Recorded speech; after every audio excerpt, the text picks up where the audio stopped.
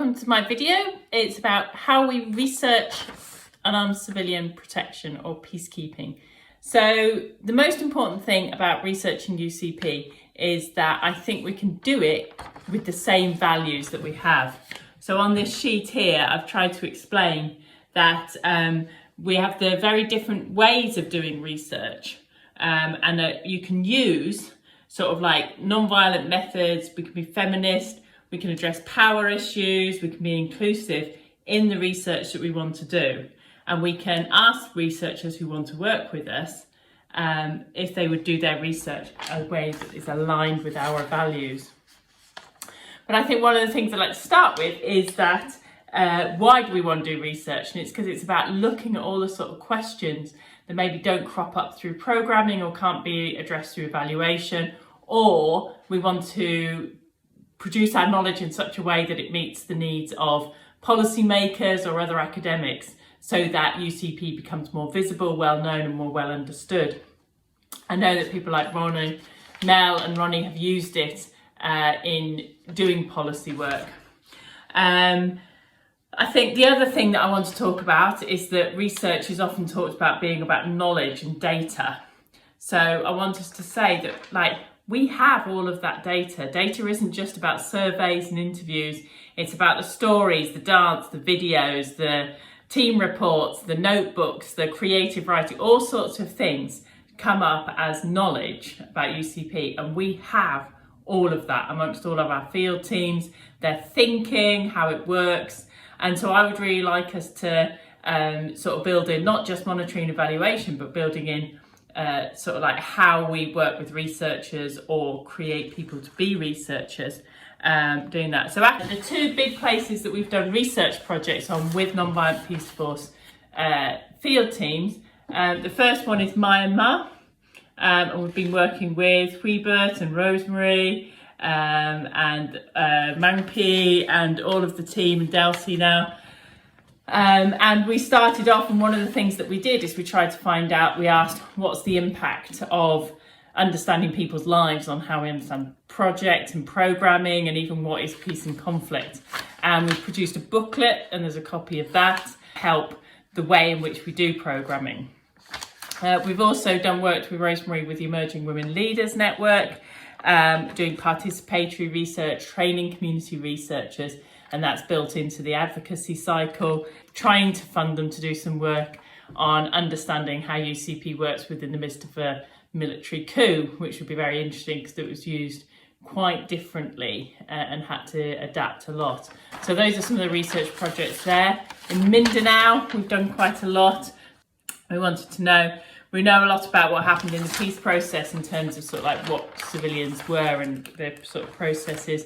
So we went and asked people themselves, what do they think they did, but things that are not recognised in formal documents.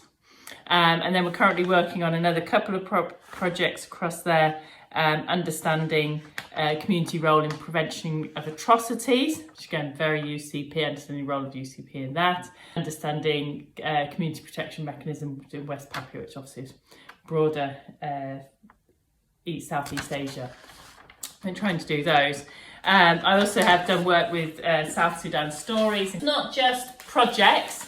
We also want to research about sort of like the bigger impact of UCP. UCP is a transformative catalyst, the power of non-violence and community action, the way that we understand communities have agency in their own security and protection.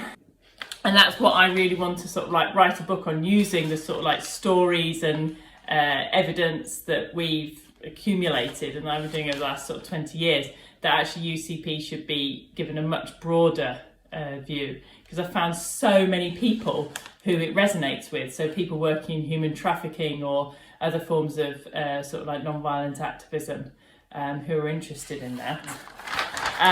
And then also thinking about UCP, for me, thinking about UCP as a way in which we can redefine and change the view of sort of like Go Community on peacekeeping, and this is my model. What are some of the options for us in Nonviolent Peace Force? So we could create some research projects with teams asking questions, getting funding for that, training community researchers. We can train our staff to understand the sort of like the knowledge that they hold, and they can define research as participatory and action research. We can create sort of like more databases of materials. We can be sharing our stories, sort of diagrams, all sorts of sort of like outputs and dissemination. We don't only have to do books and articles, we can do film, we can do talks.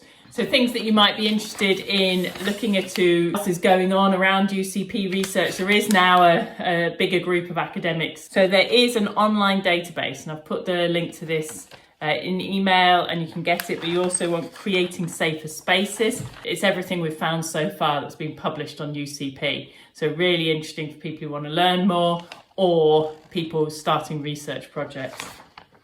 Creating safer space is a big international project led by Barit, who was facilitating some of the good practices, or all of the good practice events. And there's a newsletter, we do online cafes, there are going to be some global events, we're going to have working papers, and there's lots of projects being funded through this. So that website's really good, and to get onto the newsletter. We have videos and materials available for researcher training, which I've done, that are on YouTube, and I can send you the PDF. The community of practice that's being built up is really important, because some of those will be researchers, and some of the things that the community of practice come up with can be built into research projects as well. And then research dissemination, so there's the MP website, but maybe there's some other ways in which we can involve staff in attending conferences, or participating in teaching and other forms of sort of disseminating knowledge on UCP. So I think there's a lot going on. There's loads of ways to get involved, and let's chat more. Thank you.